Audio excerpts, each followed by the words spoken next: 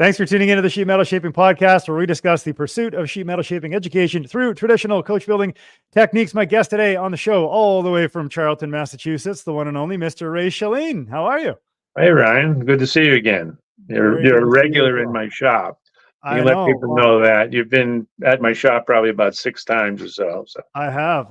Long-time mentor, long-time friend. Very cool. Yeah. Very, very good to see you on the show. I'm excited for this. So I thought that, there's a lot of people have figured out who I am from my YouTube videos and also from my classes. But when I had my classes, I actually stopped my classes after 18 years in December. I had a 3-day class originally, then I morphed it into a 4-day class. And I just felt that it was very disruptive for my shop.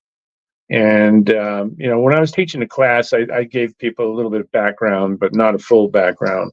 So this is an opportunity for me to give a little history of where I came from and why I'm so interested in what I do. So it all starts with my grandfather, who is not my blood grandfather, but my step grandfather. My grandmother's first husband, my true grandfather, died in 1926. And if he hadn't died, you and I would not be talking. That totally changed my entire life.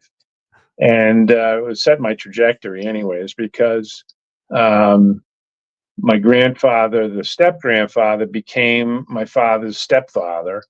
And my grandmother was a widow for, I think, about 12 years. So my father grew up a lot without a father.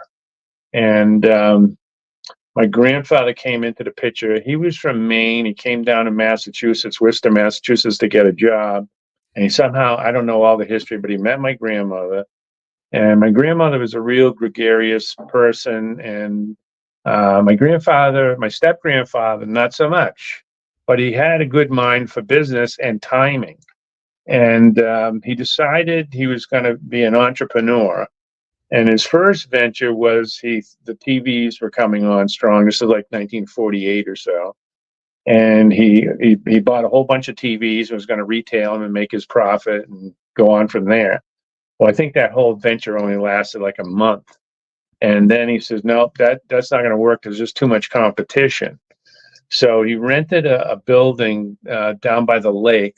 Worcester, Mass is bordered by this lake, Lake Quinsigamon. And it's the demarcation zone between the next town, which would be Shrewsbury. The line goes right through the middle of the lake. So Shrewsbury and Worcester are divided by Lake Quinsigamon, a 7-mile-long lake on one side anyways. So my grandfather rented a building and started a little boat business. And it was really small. He had little rowboats and canoes and it probably at that time, all you had to do, we're talking like 49, 50 or something like that. He probably had to make a phone call and was able to get a Johnson Outboard motor dealership. And at that time, they only had maybe 3 or 4 models of motors, not really high horsepower, all small horsepower. And then he rented a spot right on the lake and he did repairs. And so he had a sales place, which my grandmother ran, and he did the sales. And when I was a little kid, I remember going over to the sales place with my grandmother, and I'd spend the time there. Well, somewhere along the line in like 49 or 50, I don't know how he did it, but he bought like about 5 to 8 acres of land or so right on the lake.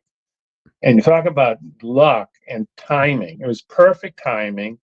And it was like the best spot on the entire lake. I mean, you just can't believe it. It was all covered. The lake was covered with cottages. Right. The heyday of the lake was probably like 1880 to 1910. A lot of the big companies in Worcester would have clubs, and their employees would come down to the lake on the weekends and stuff. And it was trolley cars that would bring it down to the lake. And then they built what's called an amusement park called White City, which they had all over the country. And that was a result of the Chicago World's Fair in like 1898. They had a White City. So this is a great amusement park. It was right down the street. So they had fireworks over the lake on 4th of July, and all the roller coaster, and they had a big swing out over the water. It was amazing. So my grandfather got this boat business going, and I don't know where the money came from, to tell you the truth, because he didn't have any money. I have no idea. So nope, that was never discussed. But he built a beautiful house. It was probably one of the nicest houses, a modern style house at that time in Shrewsbury on the lake in a commanding position. You could see like a mile down each way, left or right. And he sold a small lot to my father right next door. And my father built a standard 3-bedroom ranch. It was probably like 1,000 square feet or something. My grandfather was probably maybe 1,500 square feet, which that time was a big house. Because, and the property was a disaster when he bought it. It was all kind of these little hills with cottages all dotted out. And just so happens across the street was a sand and gravel yard. And they had all the equipment. And I think he made a deal with them where they came over and scooped it all out, sculpted the whole place perfectly. And they got all the gravel and sand and everything. And my grandfather built a beautiful facility for a boat showroom at his house. And I'm growing up as a kid right next door, literally 40 feet away from my grandmother's house. And I live in my grandmother's house right next door. I just walk next door. And so and my father was working for my grandfather at that time. They bought boats and usually in the Detroit area and Wisconsin. My father would drive a trailer out there and stuff. So all this is relevant because I was soaking this all in. I thought this is how everybody in the world lived. You had the successful business and you had your house right there. And, to me, it was amazing, And we were dirt poor. My grandfather was not necessarily dirt poor. He drove a Cadillac. He went to Florida on vacations every year, and he became a Chris Craft dealer. He had Johnson Outboard Motors, and the timing was just so perfect because all the people buying the boats had all gone through World War II, and prior to that, they had gone through the Depression. So when the early 50s came along and they had employment and they had jobs that were paying more, they want to have fun, and they came down to my grandfather's, and my grandfather didn't have to sell the boats sold themselves. and we had like 52 dock slips there, so it was a social event too. Every weekend it was like literally 50 to maybe sometimes 100 people there with their boats and their families, and they'd come down and they'd go out for the whole day with the boat and everything. It was just an amazing time. So about 1956, this is where the cars come into the picture. My grandfather had this idea of buying a boat tail car and using that as an advertising tool for his business. So what better car to buy than an Auburn Speedster? Well, he looked around, and I think it was local. He found somebody that had 3 Auburns. At this time, they're only 20 years old. So maybe a little more than 22 years old. So he got a 34 Auburn Cabriolet, which is an unbelievably nice car, a 35 Auburn Speedster, and a 35 Auburn Phaeton. All 3 cars, $900. and the 34 Cabriolet was a running and driving car. Yeah. So he flipped the Cabriolet to one of his boat customers at the time, and he just finished law school, and he had a little Century inboard that he was docking there. And my grandfather turned him on to vintage cars, and he became a lifelong vintage car guy. And he just died at like 96 years old 2 years ago. And you name the car, he had it. So my grandfather really set the hook in good on the vintage car stuff. So my grandfather, the skill set of restoring a car is pretty close to restoring a boat. All the boats were mahogany that time. You had to rebuild the motors. You had to refinish the mahogany. You had to reupholster them. So all those skill sets were already there. And my grandfather operated his business mostly with part-time help. And he would employ, and he never did much. He was just a businessman. He was pretty much hands-off. I probably didn't see him work himself, physically working more than 20 hours and the whole time, I was in his presence, But he would give people instructions and stuff, and it was pretty simple work. Restoring a car then was really simple. When he bought the Auburn, I was 5 years old. So I remember the car, Yeah. and he always had it. He sold that one, and he bought another one, and restored that one, and then he had another one. So he just loved Auburn's. And when you see an Auburn Speedster, they only made like a 35. They only made like 100 of them. So they were very rare. A lot of people never saw them. So Sure. he had no intent of going into the restoration business or anything. It was just something he had to do, was to restore this car. And there were parts available because the remains of the Auburn Duesenberg company had been bought up, and eventually went to Broken Arrow, Oklahoma, where this guy Glenn Prey bought all the parts and stuff. So you could buy, and just about any part. He had all these barns, and if you needed a tail light or something, he had it. So it was. And the restorations, they were just old cars, and they had been taken care of. They might have had a few dents in them, and the upholstery needed to be done over. And it was just so happened that my grandfather had this upholstery guy who did the wood of the boat of the upholstery. So he took over the upholstering aspect of it. So all new leather interior, new leather top, and the paint. We were spraying all kinds of stuff anyway, so that was no mystery there. Yeah. And restoring the motor was no mystery. And it's a supercharged straight 8, and it has a dual ratio rear axle. It's really cool stuff, and it's way advanced. So the Auburn Duesenberg company was just so great. And so my grandfather sold the Phaeton off, sold the Cabriolet off, and he probably owned the Speedster for nothing. So he gets it done. It probably took him, I don't know, maybe a year or two. And then he joined all the clubs. He joined the Auburn Duesenberg Club, and their big meet is in September in Auburn, Indiana. So him and my grandmother would drive out there in the late 50s and show the car off. And so he met a lot of people. And then his boat customers saw the car driving around the yard and stuff. And they drove really nice, and they sound nice. They're just so amazing. It's like they came from outer space or something. The styling is so great on them. So I was spoiled right from the get-go. That I thought all cars were like this. But so anyways, next thing you know, he had a couple people asking him to restore the car, and he's already got this flourishing boat business. And some reason, well, the boat business was April to September, Right. and then in the winter you winterize motors, you restore or refinish mahogany boats, you reupholster them and all that. But he'd lay off a lot of his part-time help, and he did a skeleton crew, and so this was a good way to keep all of his staff, keep them going. This was a good way to keep all of his staff going throughout the winter months. Now he says, "Geez, I don't know how it all happened," but he said, "I'm gonna start a restoration business." Yeah. So my grandmother died in 1959 when I was 8 years old. So my grandfather, who's my step grandfather, was not blood, and then he remarries like 3 months later.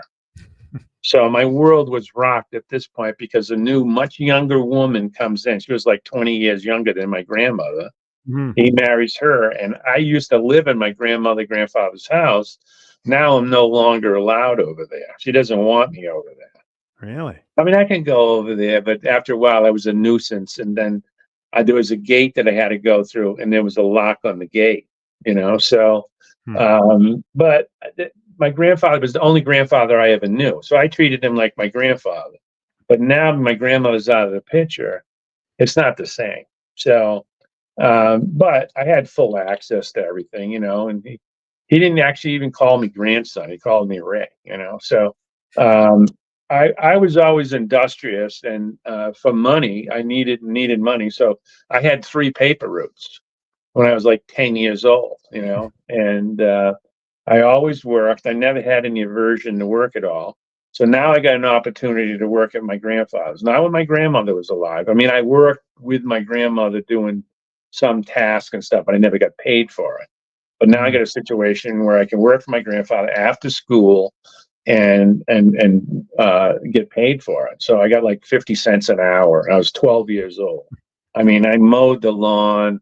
he had a big old 6-wheel drive Dodge power wagon from World War II.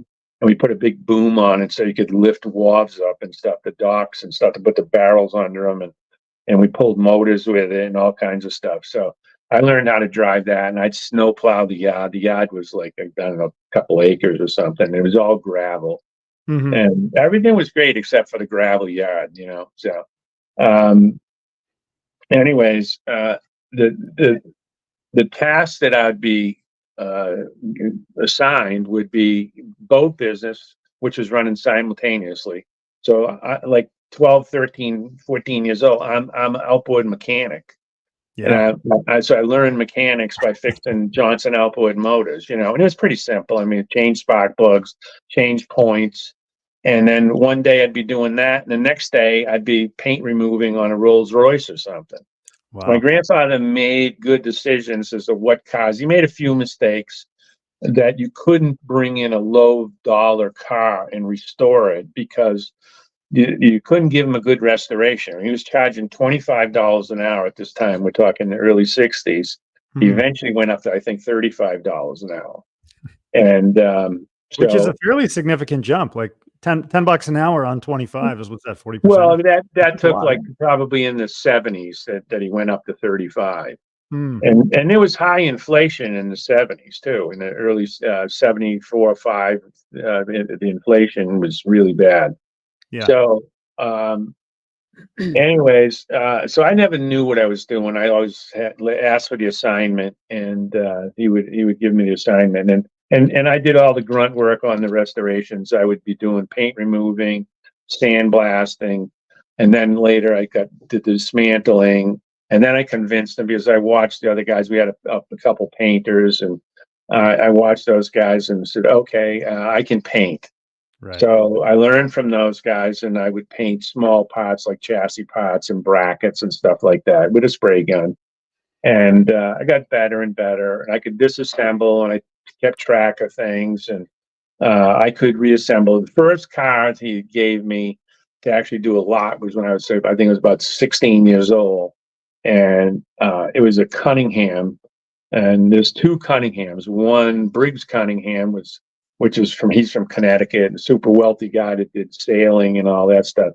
And then he had the cars down in West Palm Beach, Florida, I think it was, and race cars and all that stuff. But there was another Cunningham company out of Buffalo, New York.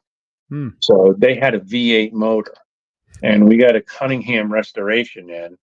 And it wasn't a super valuable car, but the guy wanted it restored or something. It was an open Phaeton. And my grandfather signed me the job, and it got painted a white and black color. It was nothing really to write home about. And we didn't have the motor. He had somebody else do the motor. But I took that all apart. I cleaned it all up and repainted and assembled most of it when I was like 16. So that was probably the first job that I've ever did. And my grandfather saw that I could do this. So I was doing mechanics. I was doing restoration, all aspects of restoration, the painting or whatever. So this is where you got your skills. This was the very beginning, is what you're saying. Well, these are the infancy of the skills. And then what happened was, as my grandfather's business grew, in like 1963, he landed this local multimillionaire, a guy that was born with a silver spoon. I don't think he ever worked in his life. His father had built the business, and somewhere along the line, he decided he was going to start a car collection. So he bought this property with a big barn, and he started buying cars. And he found my grandfather, and the first thing he wanted was a Duesenberg, a J. Duesenberg. So we hadn't had a Duesenberg in the shop. We had packets and stuff like that, and that Cunningham. Well, actually, the Cunningham came later. But we had some pretty significant cars. But now we got a J. Duesenberg. My grandfather went out and bought it for him. Went to an auction or something and bought it. And it was like 1963 and drags it back. Well, they only made a run of 500 Duesenberg chassis. Yeah. And that was in like 1928 that they did it. So the Duesenberg story is so amazing. I mean, there should be a movie about it. It's terrible that there isn't. And once you see a Duesenberg, your whole life changed. So I mean, it's so incredible. I mean, here's a car designed in 1928 It's got a straight 8 motor with double overhead cams, 4 valves per cylinder. Some of them had superchargers. With a supercharger with 320 horsepower. So it's just absolutely a mind blower. And you just see the way the whole thing's put together. It's very, very solid. I mean, technically advanced as far as the motor goes, the chassis. It was just a big, heavy truck chassis. I didn't personally ever drive one, but I think, it didn't have power steering or anything. You had to be moving to steer it. And they probably weren't the best cars to drive. Like the car today would outperform it by miles, but it was just so prestigious. Yeah. And most of them were all coach built. Right. And meaning you bought the chassis and then had the body commissioned, right? Yeah, they sent the chassis out. The chassis would include the fenders, which were stamped, the cowl, the radiator shell, and the cowl would be just a firewall, not the actual sheet metal. So, and the firewall was a big giant casting that was all polished towards the engine. And it's just gorgeous stuff. Yeah. And the story of it, I don't know if it's ever been told, but the Duesenberg brothers, Fred and Augie, it's just an amazing story, and it should be told. And I think it's great, much better story than Enzo Ferrari's story or something. But it probably never be told. Unfortunately, maybe nobody knows the intimate details, but the Duesenberg brothers were failures as far as business goes. So Cord ended up buying the Duesenberg assets, and he brought them in as employees, and they designed everything. And it was sort of like they were following the dictate of Cord, who wanted the most prestigious car, and he wanted it to be an American car, and he had the best people to do it with Fred and Augie Duesenberg. Yeah. So they basically had a blank check probably to do stuff, but Cord was dictating how it was going to happen. So it's an amazing thing. If Fred had his way, it probably would have been so much better. But that said, I mean, there's nothing like it. I mean, at that time, there was no car made in the world as good as a Duesenberg. I mean, there's Zada Francinis and Hispano Suezers and Rolls Royces that are in the neighborhood, but they can't outperform a Duesenberg. So at what point in your early stages did you realize, coach building is more my thing, lesser so on the mechanical side? At that point, I had no idea, absolutely no idea. I was more entranced with the mechanical end of it and stuff, and then what happened was the one Duesenberg begat another Duesenberg. So next thing you know, we always have like 6 Duesenbergs in the shop. Yeah. Now we had a couple Packards, we had a couple Studses, we had a couple Bentleys and Rollsers, but it was always the top line cars that we were dealing with. And that's, if you're going to be in business, you have to be dealing with the better cars, so that you have customers that can pay you. That's right. The whole deal, And I was totally oblivious to the economics of it. My grandfather was handling that, And that was actually one of the topics of the show today, was the economics of the coach building craft. We'll swerve into it. So anyways, my grandfather hired a guy, what happened was my grandfather made all these connections with people in the Duesenberg circles and the Packard circles and everything. And there was a couple dealers at that time, Leo Gephardt from Ohio. He was like one of the biggest guys out there buying and selling cars. And he had started in like 1950 buying and selling cars. And another guy I don't know too much about, but his name was Tiny Gould. He was a big, heavy guy, hence Tiny. And they both approached my grandfather and said, look, I've got a Duesenberg chassis. Can you make a body? So that was a pivotal moment, because there again is the motivation to do something. Right. You have to do it on somebody's nickel. So these guys were willing to pay my grandfather to get a body made. So my grandfather, at that time, late 60s, early 70s, you could hire skilled help locally, no problem, So the bodies are ash wooden frame bodies, and we had one that was called a Durham Torster. It was owned by one of the customers, this guy Pascucci from Connecticut, who owned restaurants, and he had at least a dozen Duesenbergs. And he just kept feeding one after another to be restored. And one of them was this Durham toaster. And Durham was a company out of Rosemont, Pennsylvania, which is outside of Philadelphia. And they were in business for almost, 80 years or something, like building all kinds of coach building stuff.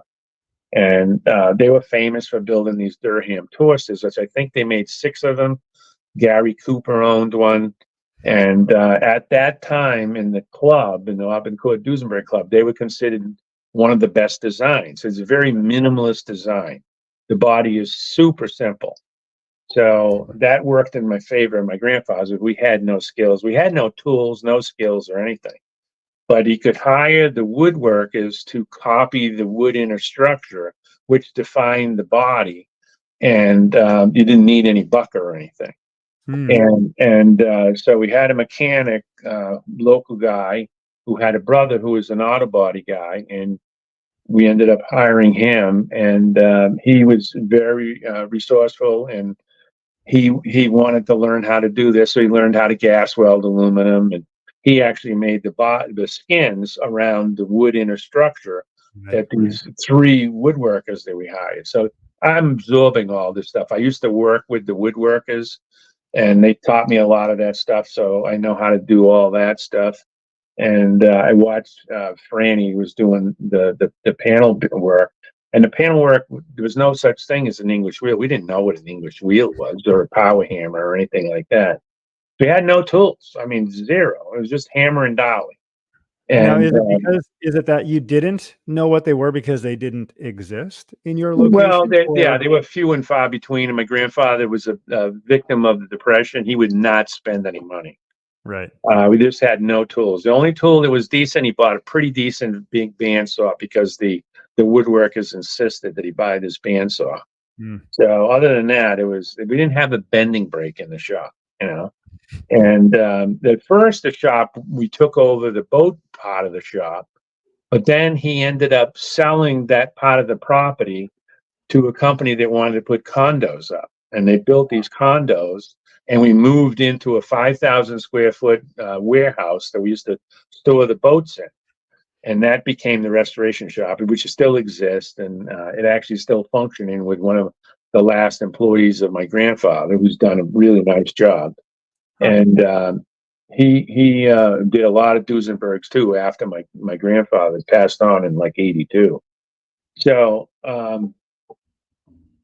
did you guys ever track where those Duesenbergs went? I'm sure they've been dispersed over the years. Oh yeah, they went everywhere. They probably sold 20 times since then, So anyways, my grandfather had this potential of building these bodies, and now the process is underway, and we got 2 or 3 bodies being built at once. And Franny's hammering away with a hammer and dolly to put a little bit of crown in the door skins and stuff. Yeah. And the tops of the doors are hammer formed around the wood. You just anneal the aluminum and hammer form it around. So I didn't really learn too much there, as far as, just hammer and dolly work, and I was never any good at it. So what happened was, and this is where I come into the picture, I mean, I'm doing all these jobs there. I didn't do any of the skinning at all. I just watched. I made a lot of little parts and stuff, and I always kept busy. So my grandfather hired this guy who came in, and he was 20 years older than me, and he was into Jags and like some of the Fords, the 34 Ford, 35 Ford and stuff like that. So he had a couple of the Fords, and he had like 20 Jags or 18 Jags. And he had a lot of acreage in a rural area with an old farmhouse. And his wife worked, and he never worked. So he just played with his cars, and he decided he was going to learn something by coming to work at my grandfather's. So my grandfather hired him. And he only worked for about a month or 2, but we became good friends. We had really good conversations. And he told me, because he was a Jag guy, he wanted to build a C-type Jag. And he had it all planned out in his head how he was going to do it. And he told me, you got to get this thing called the Englishwheel, and I might have heard the term before, but he says, yeah, you can make this Englishwheel, and he was very lazy, so he never ever made an English wheel. Why at that point? So he planted the seed. So I worked for my grandfather until 1975, and I felt that at 75 I was 24, and I felt that my grandfather was getting older. Okay, maybe I could take the business over, and he could mentor me to run the economics of it. But because he wasn't blood, it didn't happen. So I had to go off on my own, and I never made any money there. He always did pretty well.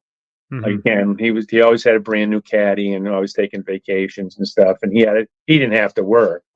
So that was my learning curve. I learned a lot about restoration, a little bit about shaping, and my friend Joe, who had the Jags, he taught me that you need this English wheel. And 75, I leave, and I think I'm going to start a restoration business. Well, I got no money. I have no money. And so next thing that happens is a couple years go by, and I get this opportunity to buy this property. Well, I still don't have any money, but I got a great opportunity to buy a piece of property. And it's on a nice U.S. highway, the same highway that my building is on now that I lease. And well-traffic road. It's an old road. It's called the Boston Post Road, Route 20, and it actually goes all the way to Washington State, crosses the country. It was one of the first transcontinental roads. And so I bought a property on it with 2 acres, and I'm going to put up a restoration shop. And I bought the property with owner financing, and I hooked up with my wife. We weren't married at the time. We bought it when we were unmarried. And I said, what are we going to do? So at first I went to work for a car dealership where my father worked. My father had left my grandfather's, and he became a car salesman. So he says to me, he says, well, you don't have money for a building. Why don't you just, you got a lot there and you got good exposure. Why don't you buy and sell cars? I says, well, I don't know anything about that. So all I knew was I knew how to fix cars. So I says, okay, I'll do that for a couple of years, make some money, and put a building up. So it turned out I did it for like 8 years. I learned how to deal with the public, and I actually kind of enjoyed it. And I learned how to do repairs quickly. And I wasn't smart enough to flip a car and make a profit. I had to restore a car and make a profit. So I fixed them all up. I put new brakes in them. I put new exhaust systems and all that. I painted them. I had a small building to work with. I had like a 4-car garage, and it was really ramshackle. The town didn't want me working in the building, but I worked in it anyways. And next thing you know, a guy came by and offered me a big number for the property. At that time, it was huge. So, okay, so now I can buy a brand new house and pay cash for it, or I can buy a building. That was my biggest mistake. I went and bought a house and paid cash for it.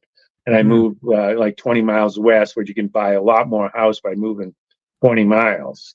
So, I thought I had a pretty nice house, a nice lot, nice town, the best street in the town. And my wife was happy. She was working. And I says, okay, I'll work out of my 2-car garage for a little while. First, I was going to do restoration. So I got a couple little restoration jobs. And one was a 48 Lincoln Continental.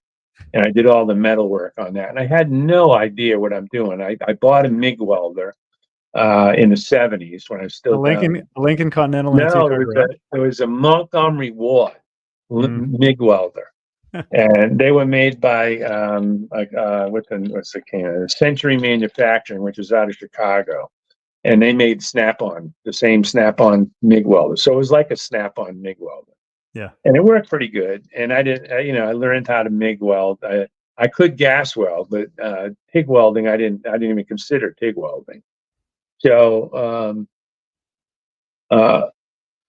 I fixed this 48 Lincoln up for this guy, did all the panel work on it. And then the guy that bought my grandfather's 34 Cabriolet became the car collector. He had bought a 1935 dual cowl Dietrich Phaeton, and it's a very valuable car. And he bought a bunch of pieces, and it needed to be put all together. And he had somebody start to do the job back in like 1970, and the guy flubbed it and he put it in storage. So now from 70 to now it's like 85 or 86. He offers me the job of putting the car together, which means I have to do all the wood, and there was a door missing, and it was a lot of metal work, the fenders, and the car was just a pile of parts. That was it. Yeah. So I put that together for him, and my intent was just to do the metal work. And meanwhile, I'm still friends with my friend that has all the Jaguars and introduced me to the idea of the English wheel. And he had all these XK Jags. I came up with the idea of making XK Jaguar pots, which if you had an XK Jaguar, you had to get them from England. So I figured, well, the shipping cost must be, too high. So I'd have a big advantage. And who else was going to make them? So somebody had to make them. Right. So I'm in my 2-car garage, and I figured, oh, this is a nice little business. I'll grow it out of here. I did a little bit of restoration work, but then the restoration work went away. The package was down in the basement. I had a 2-car garage down the basement as well. And I finished the package up down there as much as I could. And that was an ongoing job for a year or two, maybe, putting it all together. And then meanwhile, I started this mail order business through Hemmings, making XK parts. And I had all these samples that my friend had let me have the samples. So I had to reverse engineer them. All skill sets I learned at my grandfather's. I knew how to measure. Measuring is the most important thing. If you don't measure right, you're not going to get a pot proper. So I decided that I didn't want people buying my parts and having them calling me up saying, my God, this pot doesn't fit. What are you going to do about it? So I made sure that I did them really nicely. Yeah. And I built an English wheel. Ron Fournier's book had come out, and I looked at a picture of a fabricated English wheel in there. I says, oh, I can make that. And I had my Montgomery Ward MIG welder, and I had a stick welder. And it was 4x4 1/4-inch wall tubing. I made it an English wheel. And I made it with a straight up bottom anvil holder.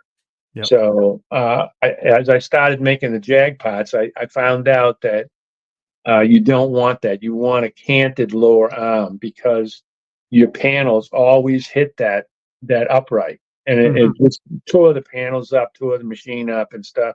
And I said, if I ever make another wheel, I'm going to have a canted lower arm.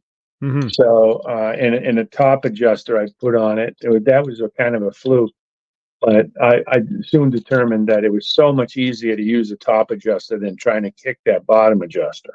Right. So this was all pre-internet, and I had nobody to ask for when I'm building these Jag parts. And I thought people would be calling me looking for all fender repairs, new fenders, and all this stuff. And ultimately, I had no idea what I was doing on that stuff, on the fabricated inner structure, like the rocker sills and the floorboards and all that. I can figure that all out. That's all brake bend stuff. I bought a brake and I had that all under control. But now to make the compound curve stuff, I had to learn by videos. Well, videos were starting to come out, and there was a guy in Florida, Cal Davis. And he was an auto body guy, and he was in, I think, McLenny, Florida or something. Him and his wife, Joyce, they started a little business, and they befriended John Glover, who was an English-trained patent wheeler. And he had worked for General Motors in the prototype department, and he'd worked for de Havilland Aircraft, and he was a superb English craftsman. So they did videos of him.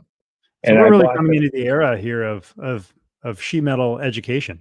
Like this is kind of this is the grassroots. We're coming into the era of sheet metal education. Before that, it was shrouded, or? Well, yeah, prior to, this is like from 1985 on. Yeah.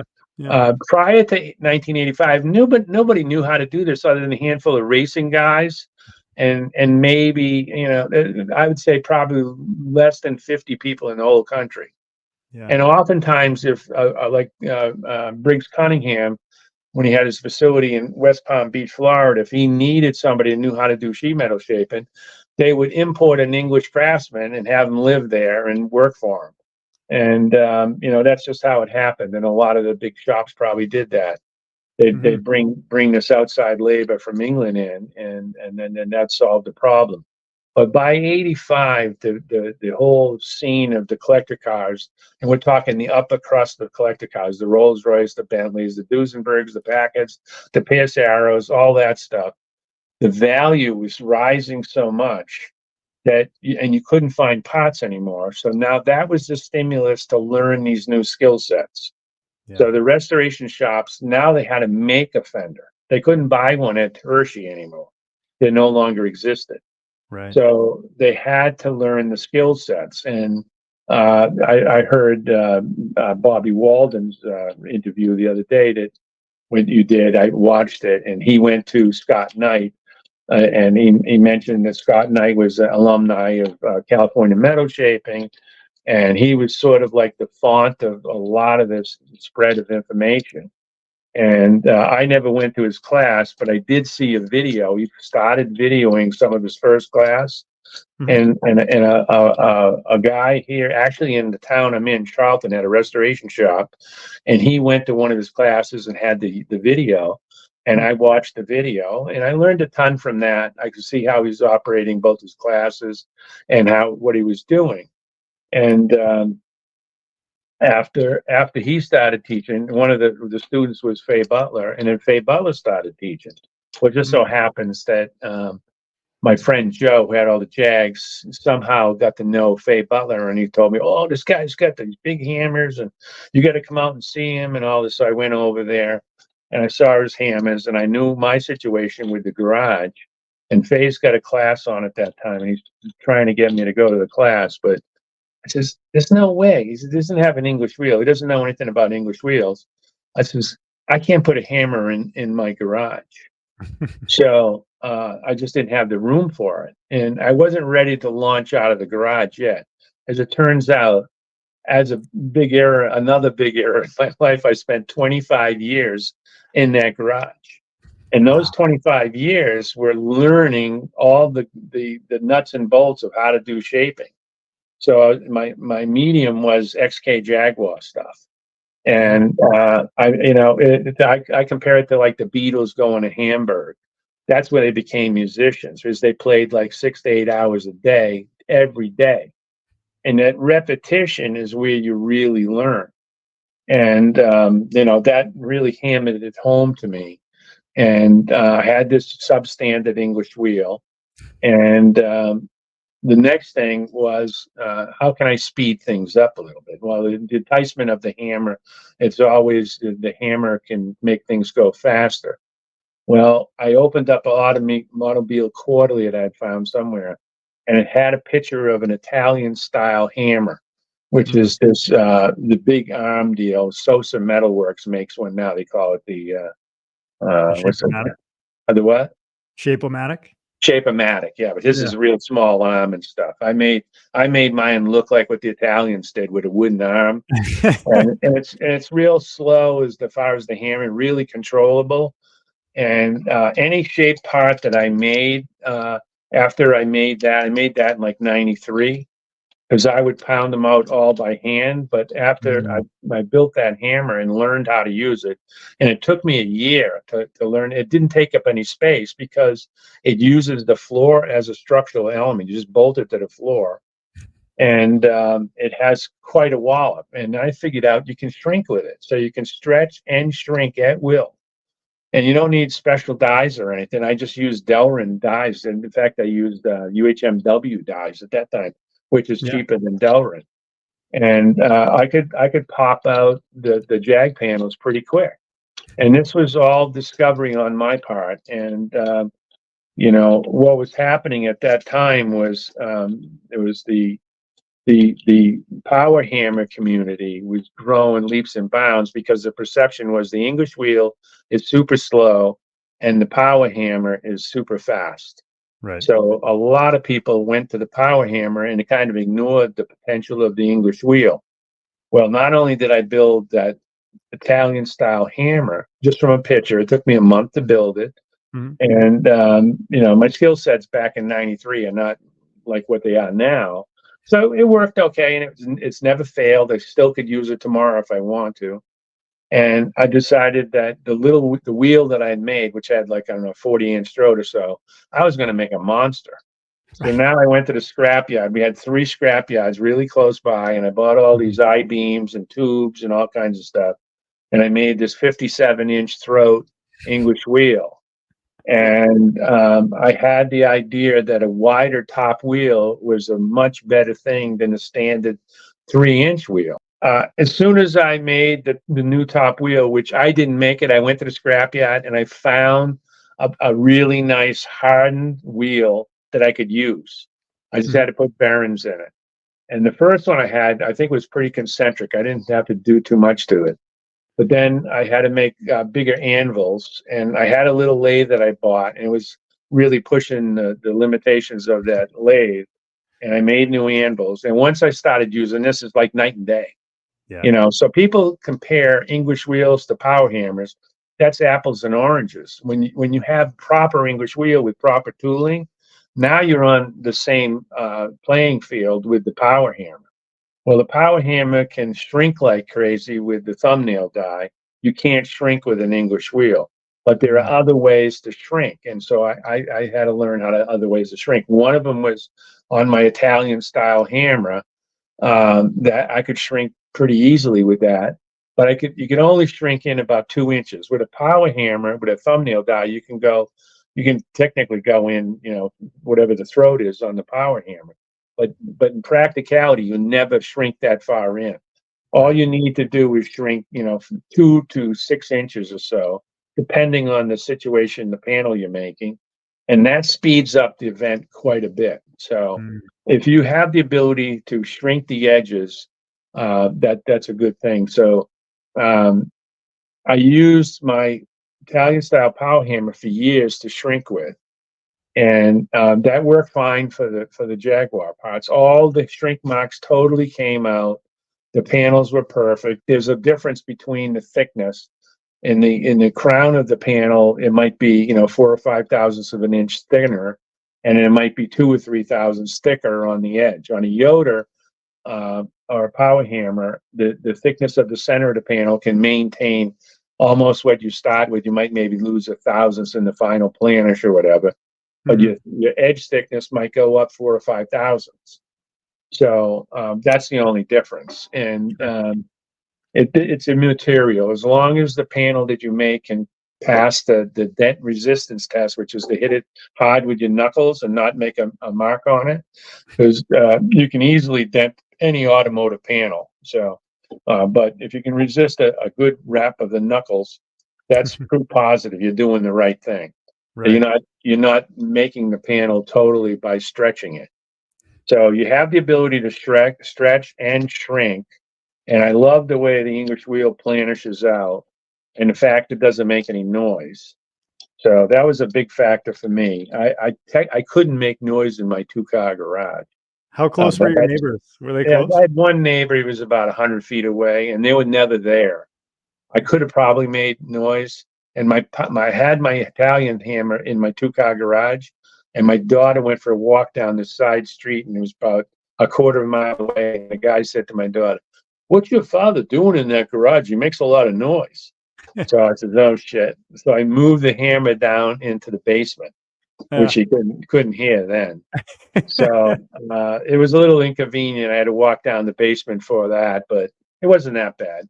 Of course, I ruined my knees going down all the steps. So I need 2 knees now. This was for 25 years, right? 25 years going up and down steps. Yeah. So anyways, I worked. I got better and better and better. But I was making a moderate living. You couldn't hire anybody. I had a couple of helpers, part-time helpers under the table type of stuff, and they were my daughter's friends. They were cutting pieces out, punching holes, and all that. Yeah. And then I bought a CNC plasma cutter, and that was $10,000, and that made a big difference. Because now I could make English wheels. So I figured, I could supplement my income. I'll start making English wheels.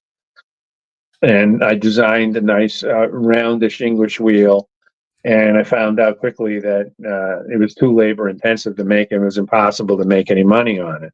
But it was great having the plasma cutter because I could make all kinds of different tools and brackets and all kinds of stuff. So that was a big step forward, spending the money on that plasma cutter. And then the plasma cutter became the source of how I could make shrinking discs. The shrinking discs have been my little money maker through the years. So I started making shrinking discs. It was actually Scott Knight who gave the classes. I don't know who came up with it, or he did, or somebody knows, or whatever. He started selling the shrinking discs, which are now sold by Sun Chaser Tools. What's his name? Yakumo. And Sakamoto. Ken Sakamoto, yes. Yeah. Who worked for Scott Knight in the early years, and he bought the shrinking disc business from him, I guess. No. So I bought two shrinking discs from Scott Knight back then, and it came with a little mimeograph thing that had these ruffles all on the edges that you run it on the concrete floor to kill the outer edge, because otherwise it'll tear up your panel. And then as the internet came in, everybody in '95, the internet came in for everybody, and I helped start a group called Metal Shapers, and then Metal Meat I started with a friend, and he did all the web work, Dave Miller from Nashville, and in exchange for working on his Lotus, he built the site for me, and that was like building the first community of shapers and stuff. It was fun. But I got forumed out pretty quick because people get really nasty on forums, and I didn't have time for it, and I was spending too much time on the forum. I tend to go overboard on stuff. So anyway, early 2000s. Yeah, the Metal Shapers started at 2000s. Then I organized with George King, who was from Huntsville, Alabama. His father had this basically $1 billion company, and he had a beautiful 7,000 square foot play shop. And Tom Lipton, who has a really cool YouTube channel called Ox Tools. He's a machinist, superb machinist. The three of us put together a plan that we'd all go to George's, and we ended up having, I don't know, about 60 people or something from the from the Metal Shapers site, go to Huntsville. And I think we did the Huntsville thing 2 years. And I was trying to get everybody to scratch build cars. And we scratch built a couple bodies, but it was a crazy mess. And it was a lot of fun. The first one was fun. The second one was fun. And then we moved it to Illinois, with one of the guys we met from Huntsville, who had a big 5-acre lot or 6-acre lot, Randy Ferguson. He said, "Oh, we can have it in my yard." So I said, okay. He had a big building, but he didn't have access to the whole building. So we rented a tent, and we had the Metal Meat in a tent. And that's a whole funny story, is that one year the tent, it had rained for like a week before the event, and the ground was all soggy, and it was probably like 3 feet of topsoil there. So they said, "What do you want? What steaks do you want? Do you want the short steaks or long steaks?" Well, it was more money for the long steaks, and Randy opted for the short steaks. So we got this enormous tent. It's like 200 feet by 100 feet in his backyard, with like 135 people in it, and it's all muddy. So we put this straw down. We're talking like 100 bales of straw we had to buy and put on the ground, and people are grinding and sparks are going. There's a disaster waiting to happen. So this is, I think, 2004, and we had different lectures and stuff. And there's a couple guys that came in, gave lectures. I gave lectures on how to do this, how to do that, and we were still in our infancy. I mean, everybody was still learning at that time. And I didn't really know how to present really well at that time either. I was very shy. And the one guy from Washington State decided to, because it was getting hot in the tent, he was going to lift the sides up. He lifts the sides up, and there's like these gusts of 50-mile-an-hour winds coming into the tent and blowing the tent up, and pulled the stakes out. and there's like 100 people at least inside this tent, and the tent Yeah. collapsed on them. Oh no. Nobody got hurt, Yeah, that's good. amazingly. But That's good. the local TV came out and video and all kinds of stuff. And we rolled this tent up, and there was these bubbles in the tent. And I says, "Oh, I just hope there's nobody in that bubble," It's so funny. because we didn't have accounting or anything. Wow. So Did you guys have full machines in there too? Like, did somebody bring? yeah, everybody brought Trailers? stuff, and everybody brought trailer, stuff in. And then after that, they decided that they could rent these local fairgrounds. Yeah. And I pretty much had it after that, and I left. I went to see the fairgrounds, but I never actually participated in the fairgrounds. It was a fun premise, and I was instrumental in getting going, and I'm sure a lot of people benefited from it, but it's not for me. So I started doing classes in 2005. People kept saying, "Oh, you should do classes." So I had the classes. I was still at my house at that time, and I would have 3 people come to do the class. Yeah. And they would bring, this rusty old Ford Fender, and we'd spend 2 days taking the rust off, And, I was never a Ford guy. I was always a Packard and a Duesenberg guy, So I was probably an elitist snob to them. But, that I learned very early that if you're going to do this stuff, you have to have the value. And this is where the economics of it come in, So finally in 2011, it was time for me to get out of my 2-car garage. So I couldn't afford to buy anything. I didn't have any money. I never made any money, but I had a lot of fun. I had no regrets. It was a lot of fun. My learning curve just kept going better and better and better. So I was able to rent a small building. It was 3,000 square. No, 3,000 square feet, and it was like $1,200 a month in an old factory building about a half an hour from my house in Connecticut. So it just so happens there's a 1/4-mile racetrack right down the street from where this building was. So I thought, oh boy, that's going to be good. All these people would come in, and my business is going to roar. Not one of them ever came in. Nobody. They're totally uninterested. I'd have an open house, and I'd get maybe 2 or 3 people come in. Yeah. So I started there. I had no employees. It was all by myself. And the only employees I had were those kids working under the table part-time for me. And now it became apparent. I got a couple of jobs in that I had to have employees. And, I was doing a little restoration work. I was still doing jag work. I was trying to make Englishwheel. So it was kind of scattered around. And I knew that being scattered around was the problem. But I couldn't handle all the work. So I ended up hiring one of my first students, this guy, Jack, who was really good, but he was super slow. And that's a problem with a lot of your employees, that they don't work, with the same speed that you're expecting them, or what you would do.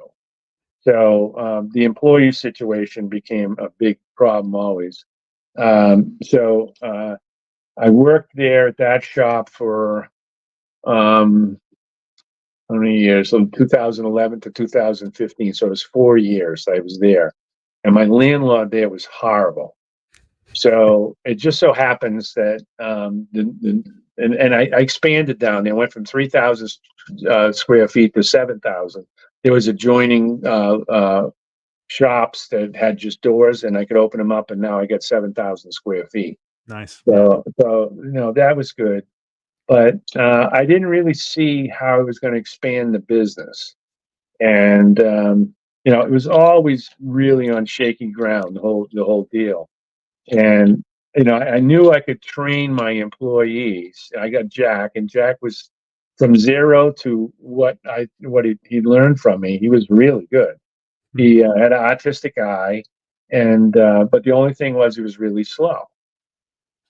So I had a problem with the landlord. The landlord was raising the rent, and the place was not premium whatsoever. And then it was a 30-mile drive every day, and I was coming home at like 12:30 at night.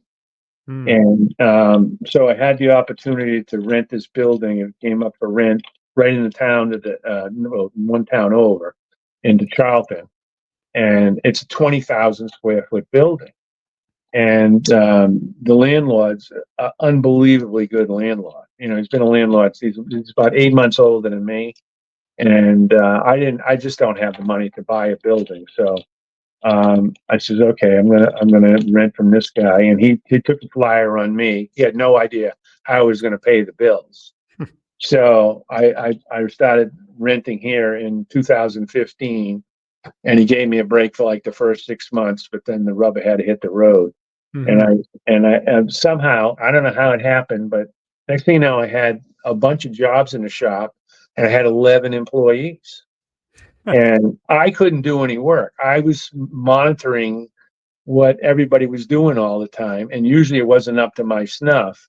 So I quickly learned that if you act as the shop manager, they all hate you. And you need a shop manager. You know, if you watch the Boyd Coddington show, Dwayne was the shop manager.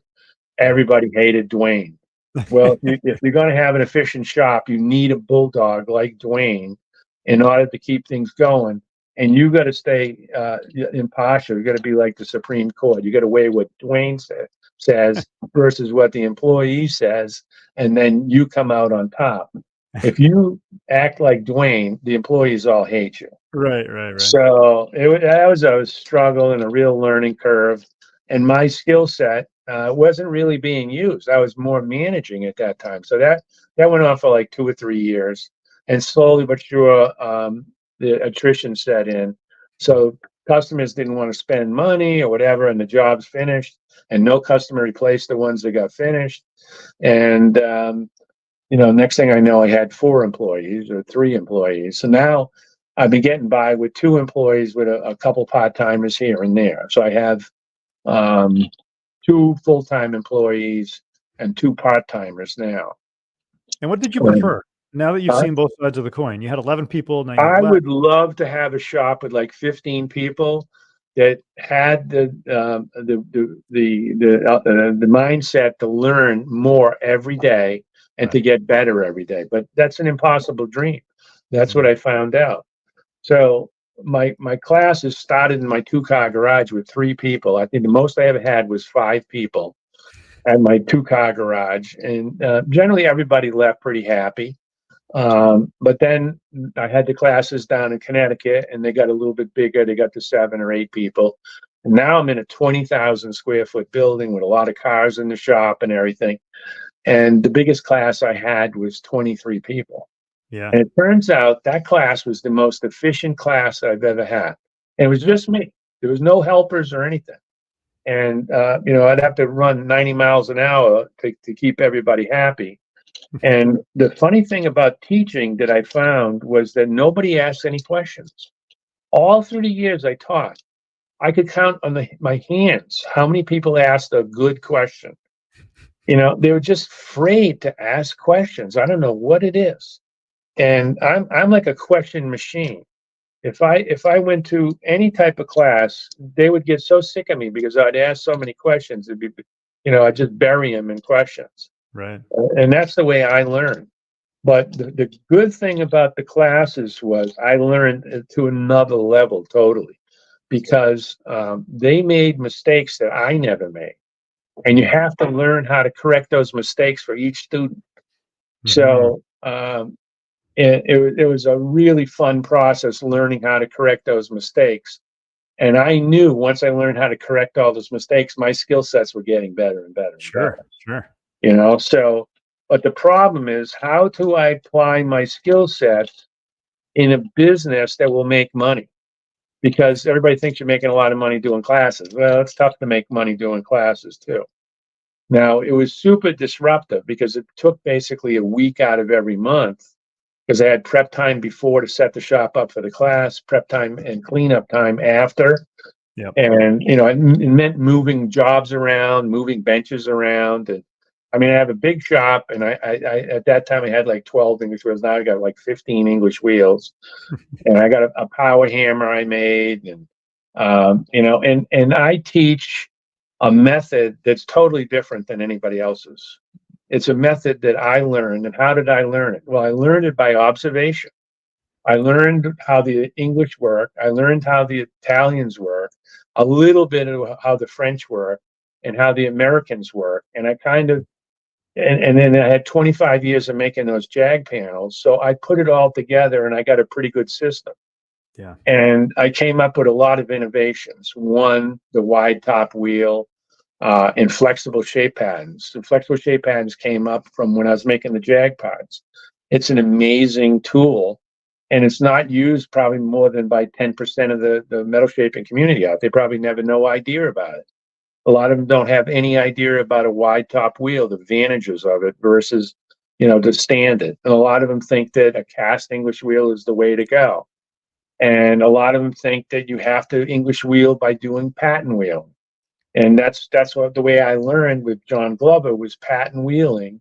Right. And I tried pattern wheeling. I found it super boring. And I said, "Where's the power hammer at?" Because it's so boring. So I called it jazz wheeling, because when I found that I pattern wheeled, meaning all the tracks on the panel have to be closely spaced, just like mowing a lawn. Mm-hmm. And if I did that, I'd always end up with low spots here and there, and I'd have to learn how to correct them anyways. So I thought learning how to correct deficiencies in a panel was a better skill set than trying to perfect it right from the get-go. Ah, interesting. So I was blowing the panels out, shrinking and stretching them on my my Italian style power hammer. I built this really cool big power hammer. I never used it. I could sell it, but I didn't use it much in the classes. A lot of people wanted to see it, but I knew that they would never have the money or the space to put that up. Yeah, so big.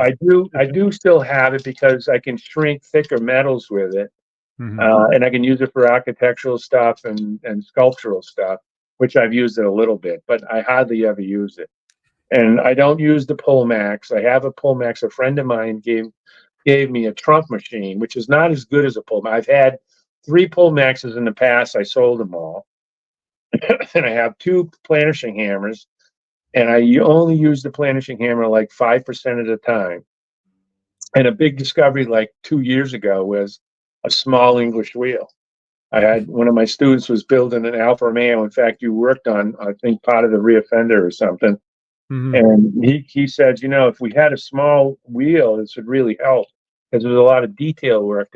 So I made up a little 2-inch upper die and a 2-inch lower die in a small little frame with about an 18-inch throat. It was a breakthrough. Yeah. It does exactly what the planishing hammer does, but so much better, because every time I used the planishing hammer, I walked away disappointed. It fixed one problem and created another. But it has its value. I still use it, but probably only 1% of the time. The pullmax, I'm not a big guy on beads. Everybody's into beads, and the cars and stuff I worked on didn't have beads. So if I wanted to make a bead, yeah, I can do it on my tipping wheel. I can do it on a bead roller. I can do it on my trunk machine. So I have a couple options. But I've had that trunk machine since like 2012. I bet you I haven't used it more than 3 hours since 2012. I had Matt Salamanca on the show, and he said, "You want to get Ray really upset? Get him to talk about a pullmax for a little while. Get him really fired up. Get him mad." They're great machines, but I don't think you really need them. I always geared my class to the guy that's building his stuff at home, and he's got limited space, limited budget. And if you start filling your small space up with a pullmax and a power hammer, you're not going to have any room to work, and you don't need it. You don't need it. And my biggest influence was probably how the Italians make the bodies. When I came to the realization that the Italians, they were really hammered. They had gone through the Depression. They had gone through Mussolini. They had gone through the war. And they come out of the war and they had nothing except for 2,000 years of skills that have been passed down through their family. So they have a culture similar to the Chinese, where it's bred into you almost. And they got a great aesthetic sense. All of Italy is beautiful. Everything's beautiful. The landscape's beautiful. The buildings are beautiful. The streets are beautiful. The women are beautiful. You name it. Everything's beautiful in Italy. So they revere beauty. So when it comes to cars, their cars are beautiful, and they learned through probably from the Roman days that you could do anything with sheet metal, and you don't need tools to do it.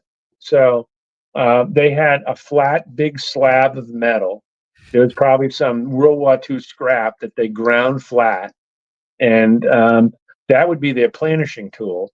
Yeah. And then they had a big ass stump that might be 3 feet or 4 feet in diameter. That's their shrinking and stretching tool. And they had wooden mallets and a couple auto body tools, hammers, and a couple dollies, and a gas welding setup. And they could build anything. Yeah. All the great Ferraris and Maseratis and Lancias, they were all built. The ones that are most valuable were built by hand like that. Mm-hmm. And it wasn't only until the late 60s they started stamping stuff out. And they didn't stamp, the Italians didn't stamp a whole fender out. And it was mostly, fiat money that came in, or bigger contracts or whatever. And I just realized like a year ago. So I bought this auto body shop from Boston area out, and I got a brand new GTB fender from a 1966 Ferrari, Mm-hmm. and it was made by Pininfarina. Yeah. And I saw all the pieces in. I says, "Wow, they handmade all those pieces," and the welds were perfect, and they looked like they were fusion welds because there was little openings here and there. And at the time, I was doing a video on this Austin Healey shroud that I got from the same company. It was all dented so bad it was all wadded up, Mm-hmm. and I straightened it out. And in my comments of my YouTube channel, a guy said, "Well, Healey didn't make those shrouds for the Healey. Jensen did, and Jensen stamped them." So there was like 8 pieces in it, and I figured, look at that. They made little dies and they stamped sections, and then they jigged it up. I don't know if you've ever seen Mercedes or Porsche, how they put the panels together. They have these exoskeletons of steel, Yeah. and they got a little spot, and they got it all clamped together, and they gas weld them. Yeah. And that's probably what they did with the Jensen did with his Healey shrouds, these aluminum shrouds. And so after seeing that was stamped, it became obvious to me that that's what Pininfarina was doing on these quarter panel that I had. That they were partially stamped and then welded together, and that's how they got their productivity up. Because if you're building onesies or maybe 10 of something, it's very, very difficult to make money. And one of the best shops in Italy that had the boldest designs was Scaglietti's shop. Sure. Which he was a friend of Enzo's, and he got these juicy race car jobs. Enzo would have a chassis brought over there, and Scaglietti's shop would knock out a body in a week. There's probably 7 guys, and I had 2 Danish students come. And they told me they went to Italy year after year after year, and they couldn't get into any of the shops. And they found this guy to open the doors for everybody. And they met this guy, Giancarlo Guerra, who was like the #1 hire at Scaglietti. Oh, wow. And he was the one that actually built like the GTO and the Testarossa and the California, all these icon Ferrari designs that are worth multiple millions. So in the case of the GTO Ferrari, we're talking it's potentially $100 million car now. And he was doing the work. Scaglietti got the credit. Right. How was he doing the work? There's like 4 videos online on YouTube. And if you know Italian, it's even better. But there's one, I think it's translated or something, but it's an interview of Giancarlo Guerra in 2019, just before he died.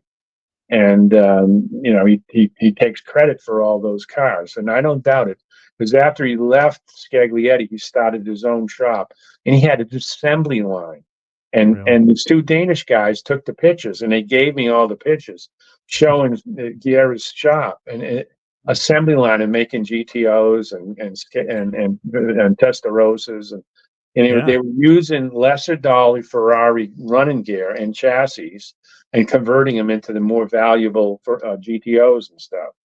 So, Yeah. the Italian method was the one that held out the most appeal to me. It's slow, but they made up for it by having 7 people do it. And I read that it took more time to actually do the body work after the body was built. They filled them. And I don't know if they were using Bondo at that time, because Bondo came out in the mid 50s. But they had other ways of filling the bodies. Right. But it took more hours to actually get the body smooth and painted than it did to actually make the aluminum panels. Really? And they used a wire form system to create the lines, and then they used the Duesenberg Era system, which everybody copied from Touring Coachworks. And is this why you're so pro wire form over a wood buck? oh yeah. The wood bucks. The mystery of the wood bucks is also when people say wood buck, they think it's a wood station buck and then a wood buck, totally different animals. Because a wood buck that's made out of hardwood that's used as a hammer form to ensure symmetry and to ensure the parts really fit, that's a totally different animal. Like, for instance, the Cobras were made on a solid wooden buck. The back end and the front end were solid wood. And you've ever seen the still existing wood Cobra buck? It's all splintered up, and they fixed it with Bondo through the years and stuff. And there's just so much to learn from both the English and the Italians. And the Americans, pretty much coach building went away, except for a few outliers. It was like Durham. It lasted till like 70 in Pennsylvania, and then there was a couple guys on the West Coast and a couple guys in Indianapolis. Those are the only guys that knew how to do anything. Did the Americans really modernize the stamping process for production purposes, whereas the Europeans maybe kept the coach? Stamping came out from the Dodge brothers. When the Dodge brothers and Ford broke up in like 1914 or something, the Dodge brothers were machinists, and they saw that you had to mechanize as much as possible. And it was a company called Budd Manufacturing in Philadelphia, and they built these big stamping presses, and that's where it all started. And so the Budd presses eventually migrated to Germany. Germany became the leader in stamping, and then it migrated to Japan. They're the leaders in stamping, but now it's probably Chinese. The Chinese are building more cars than anybody today, and it's all stamped. So going back to the economics of building hand-built cars, the Italians could tell you the most, because they built a lot of them, and nobody got rich. All the companies went defunct. If you didn't transition from doing onesies and twosies to hundreds and then to hundreds of thousands, and the only way you can do that is with lots of capital. So, those cars that they made, the Italians made the most beautiful designs, probably the most hand-built cars of anybody that built hand-built cars, and they proved to be the most valuable. And the workmanship on them is not top-notch. And the collectors like the fact that it's not top-notch. They like to see the human mistakes. I don't get that. I'm always going by the designer's intent. Designers do not see imperfections in their finished cars. They want them to be absolutely perfect. But collectors go into numbers, and they go, I never got into that mindset whatsoever. Right. The big concours like Amelia Island and Pebble Beach, I do not understand that at all. The fact that, I've had 61 years of experience in this collector car business, and I can look at a car and I know absolutely nothing about it, even though I know a lot about it. So how can these guys they got a suit on and a hat and they got a clipboard and they're going to be judging the quality of your restoration? To me, it's just madness. I just don't get it, So that's a thing that's part of the value of the cars. If they win Pebble Beach, they're worth more or something. I don't know. So when you see coach builders working either solo or small shops, or even some of the larger shops with bigger brand names, I mean, when you think about the way that they're building cars and the way that they're coach building, do you see that as a concern? based on the current economics of the industry, or how do you see that? Well, it's you can make a living, but you can't make anything more than just a living. You can't build a business. The real estate business, you have to follow the fundamentals of what the interest rates are, what the land prices are, what the material costs are, how much your employees are going to cost you. But there's no problem, or there's less problems getting an employee. And as the prices go up, everybody gets acclimated to the higher price, and you can expand your business. So if you wanted to become a real estate owner of 100 apartment buildings, you could. My landlord started when he was like 18, and he owns like literally hundreds and hundreds of acres of land, and he does very, very good. He's like 8 months older than me. I think he hits 74 now. And he owns like 4 industrial parks, and he invests, he nourishes and invests in a lot of his tenants and people that buy buildings from him. So one example is IPG. IPG was started by this guy Valentin, who was a Russian who immigrated from.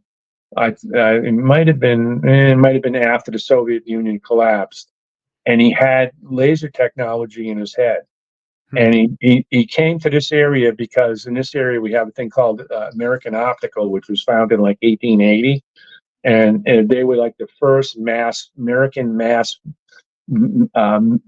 produced maker of eyeglasses. Right. So they had a lot of optical engineers and stuff at AO, and because of that, there was the like dozen spin-off companies around in the area, and one of them is laser. And this guy Valentin came over, and he needed a space, and he needed funding. And my landlord came up with like $100,000 himself, and got $100,000 from 9 of his friends. So that was the first $1 million of seed money. And I think my landlord still has that stock, which is the premium grade stock. The company is now $1 billion company. It's on the New York Stock Exchange, and they make these IPG laser welders, which are $30,000 and maybe $35,000 with all the bells and whistles. And that's the new thing that's going to make a big difference in the craft, is the welding quality will go up, I believe. And I'm going to get a chance to use one of those pretty soon. It should be. Are you familiar with the tech and the way that it works yet, or it's still too new? Are you familiar with the technology and the way that it works, or is it still too fresh? just watching videos. That's it. I've seen a bunch of videos, and it seems to be the way to go. So I've got a potential job coming on that's an aluminum boat job. It's a 48-foot boat, and he's going to buy. He brought it up. He says, "I'm buying an IPG welder." So I'm going with him and go test it out to make sure we can weld this aluminum alloy he's getting, which is a salt-resistant alloy.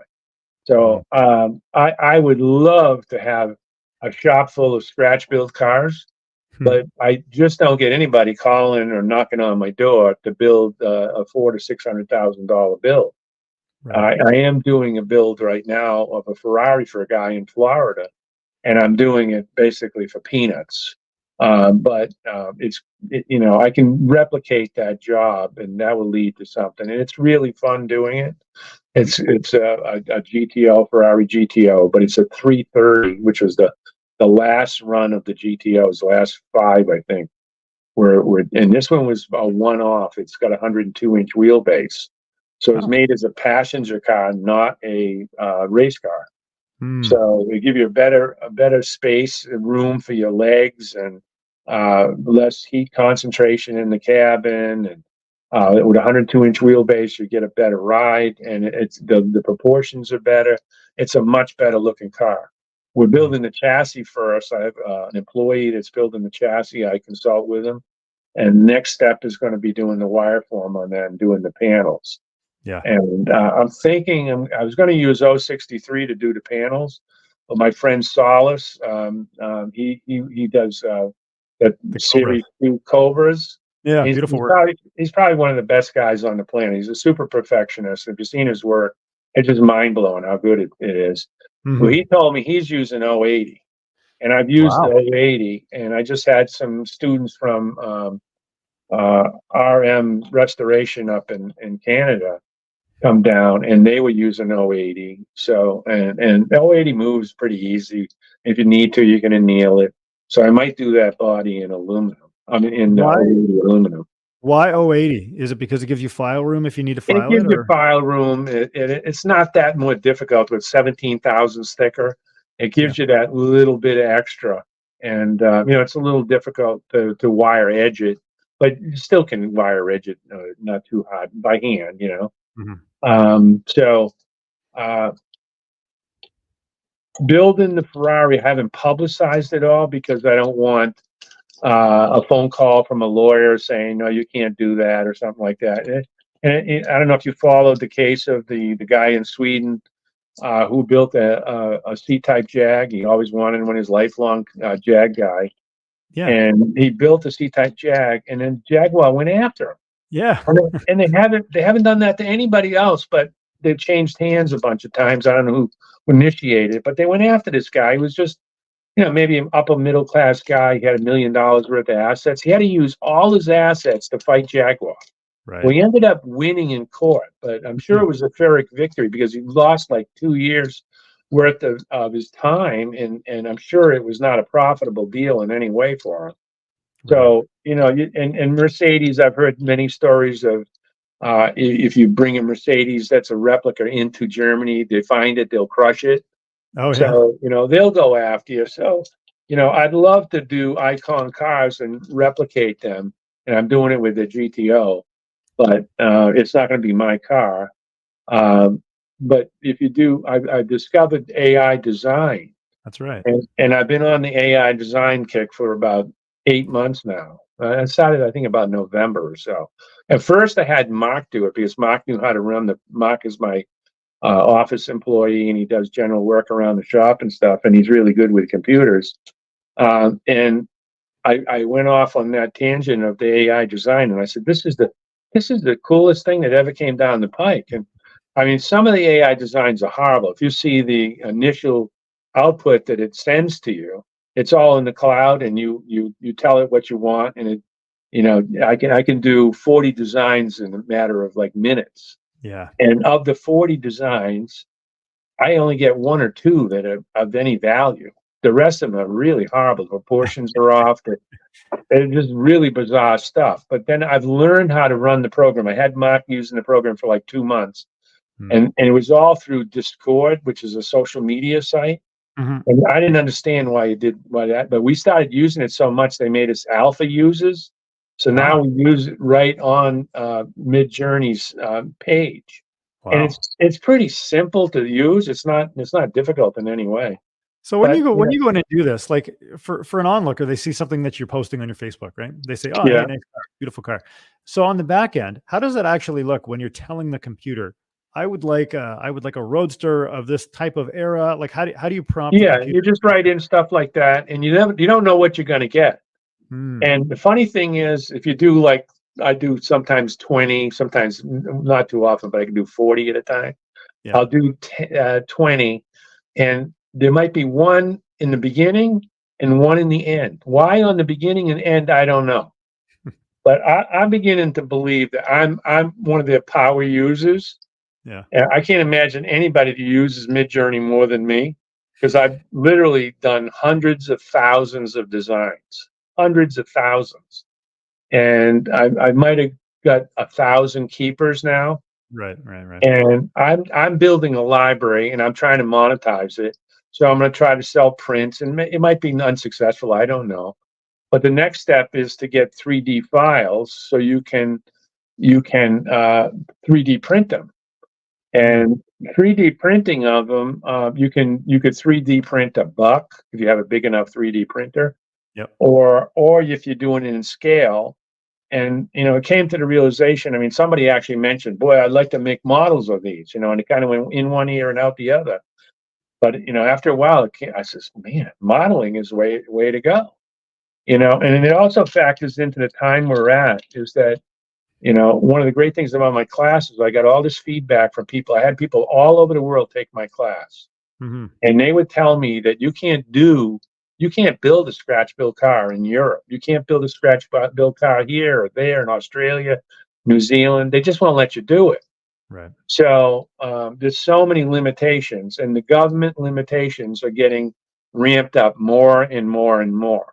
And it's going to be here. We can do stuff, and you can actually make 400 cars a year that do not have to pass crash testing because of SEMA.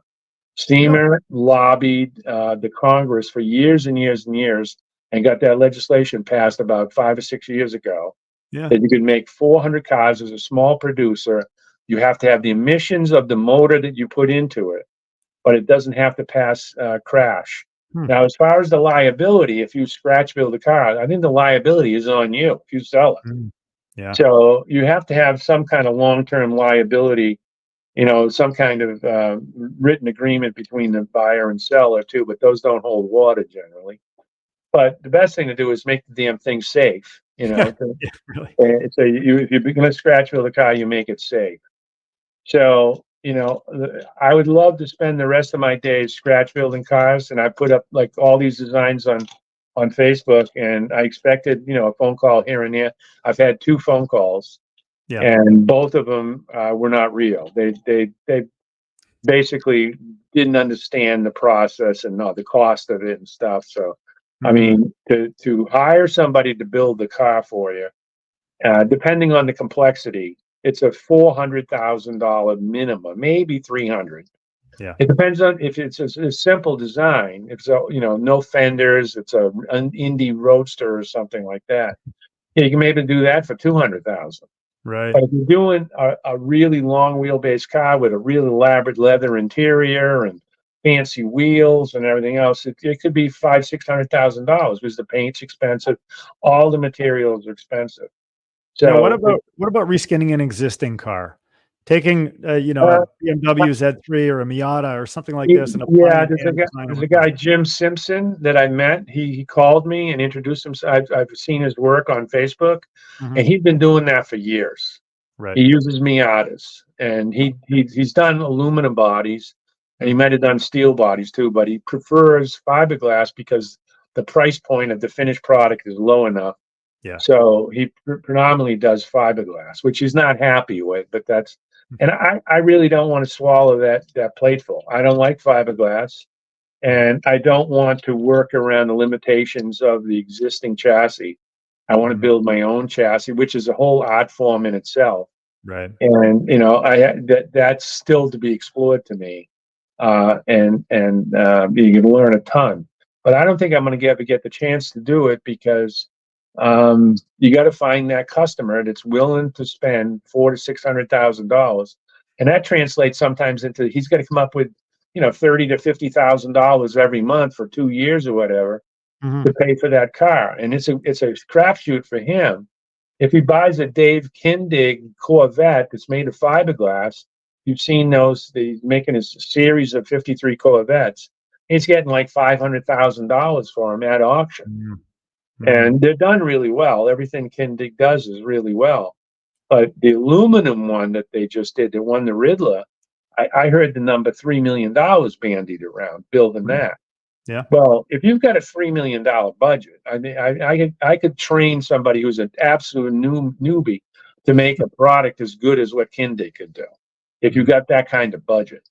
So it's all about the budget more so than the skill sets or the shop or anything else. If you've got a budget, you can make things happen.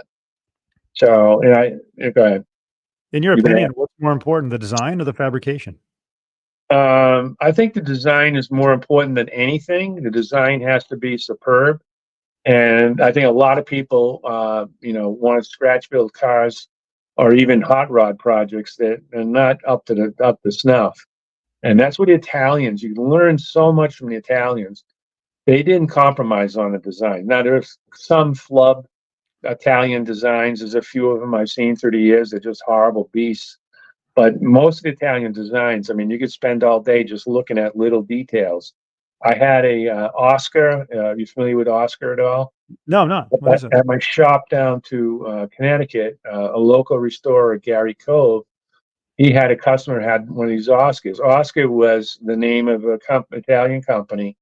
There was the Maserati brothers. There was like 4 or 5 Maserati brothers that started Maserati, and they weren't good businessmen, and they got into trouble. and they worked for the new owner. They had to sell it to a wealthy industrialist, and they advised them and stuff. And then after they got their 7-year freedom after working for the new owner, they started Oscar. And they made passenger cars, they made race cars, they had unbelievably nice cars. Right. And nice designs, and they didn't make the bodies. I forget who made the bodies. But this was like a 1960 Oscar or something he brought down to the shop, and I was just blown away. Because I'm really familiar with how a Duesenberg is put together. I know, and that was stamped and, really advanced methods, whereas the Italians used a lot of handwork. They didn't have the money for that stuff, so they had a beautiful tube frame chassis, and you could just look at every little bracket and the job that bracket was doing. And to me, that has as much as important as the shape of the fender. Right. So the whole picture, the frame, the way the motor is put in it, the balance of the car, all that is so important. And this is the enticing and intoxicating thing of building your own car. And all of my classes, I've really tried to tell people, forget about that 32 Ford you're building. You're only building that because you saw it in a magazine. Right. Build something really cool like the Italians did. And a few of them it's gone through, and I've got probably about a dozen of my students that have built some amazing cars. And, I think that's the fun part, because this is ultimately is a hobby. Yeah. But it's a hobby that you want to try to not be cash negative. You want to be cash positive. That's right. And you can be cash positive, And there's people like Chris Runge, who is a great example of somebody with a lot of ambition and really good marketing skills, didn't know anything. And he started out, he was fearless, and he's built, 14 cars now or something. And his quality is really, Chris was on the show. He was a terrific guest.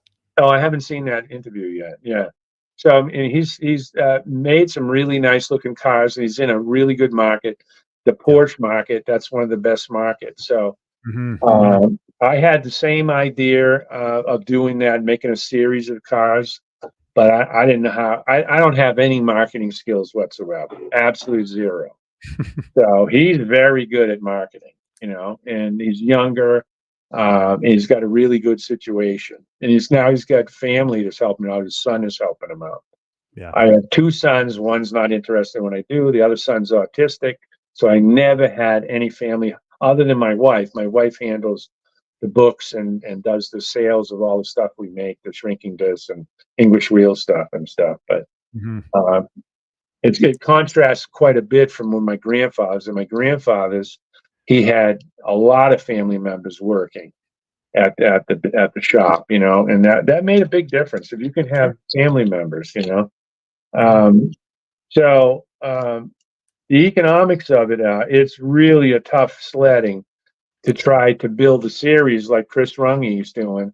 I think he's successful at it, and maybe he's making good money. More power to him.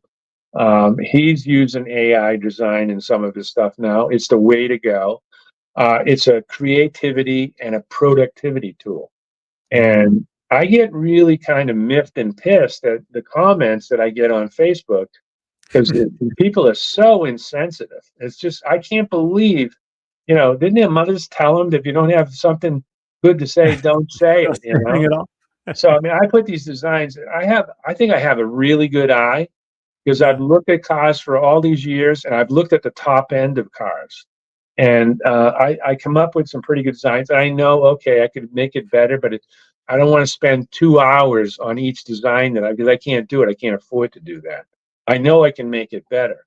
So I put it up, and they'll go, "Oh, the wheel's too close to the fender. It's going to rub." No shit, and these aren't build plans. What I'm putting up a concept plan. It's an image. It's a stimulator. It's to get your juices flowing.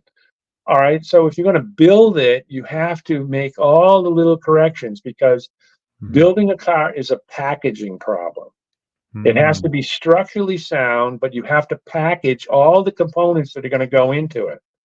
And today, if you're going to build a car and you're going to charge $400,000 for it, it's got to run and drive really nice. So that means you don't want a vintage experience. You don't want oil leaks. You don't want all the problems associated with the earlier cars. You want it to be super dependable. And that means you have to factor all that in. And so it's a big, complex problem to make a car, but a beautiful problem. So I see the economy the way it is now. Is the economy in the U.S. is definitely on the downswing. The inflation rate is not a good thing. It worked for the car collecting back in the 70s. I saw it happen at my grandfather's because people would buy a Stutz and then they'd restore it and it cost so much.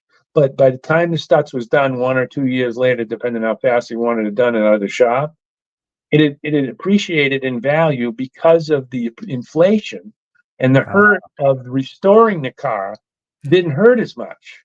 So even though it was illusionary, the value in a collector car is there's most of it is inflation, and some of it is a core value.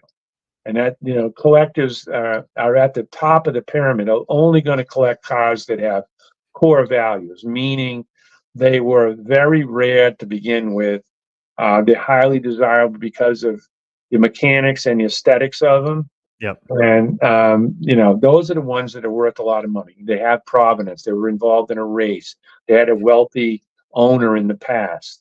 Well, that's one of the question marks of AI designed cars. Are they going to have any value? But you have the example of Chris Runge's I've been heard he's getting like $300,000 for his cars, which is a good little number. It's a small wheelbase car. Maybe he's making some money there. I don't know. And then Kindig is getting $500,000 for these fiberglass Corvettes. But that's a TV show. TV show is crazy. It pumps the numbers up like unbelievable. So it doesn't mean that you know more if you have a TV show. It just means you have a TV show, and your finances are a lot better if you have a TV show, especially if it has longevity like Kindig's had. So it gets a regular, what do they call it, syndicated. When it gets syndicated, you can make a lot of money. And I think it's 5 years or so before it gets syndicated, or 200 episodes or something like that. Yeah. Which that's a hard threshold to cross too, So there's been a lot of failure TV shows. I've entertained the idea of having a TV show, but no opportunities ever presented themselves either, So. Yeah. Ray, this has been a lot of fun just to be able to have a conversation with you for the last little while. And your knowledge is so vast and so deep. And that's one of the things that I always respected about you, was that you knew where we've gone. Right. And then you've taken that history and you've said, okay, how can I adapt it to modern times? And even coming from, the eras of the Duesenbergs and boat restorations and so forth, up to today, where you can sit in your office and hammer out 40 AI designs of beautiful cars in a microsecond. It's amazing. And you've adopted that tech and you brought it in and it's really incredible. So from me to you, thank you so much for being on the show. It's been a treat. Where can people find out more about you and what you're doing with ProShaper? Well, I have 3 websites. We have a new website, which is only about 1% done. Mark makes the websites, and it's for selling T-shirts and prints of my AI design cars. That's called designbuilddrive.com. And then I also have www.proshaper.com. That's my metal shaping tools. And I do now have the 30-day class. If you're interested in the 30-day class, you really have to call me and we can discuss it. And then I have my YouTube channel, which is www.youtube.com/proshaper. And I have 315 videos.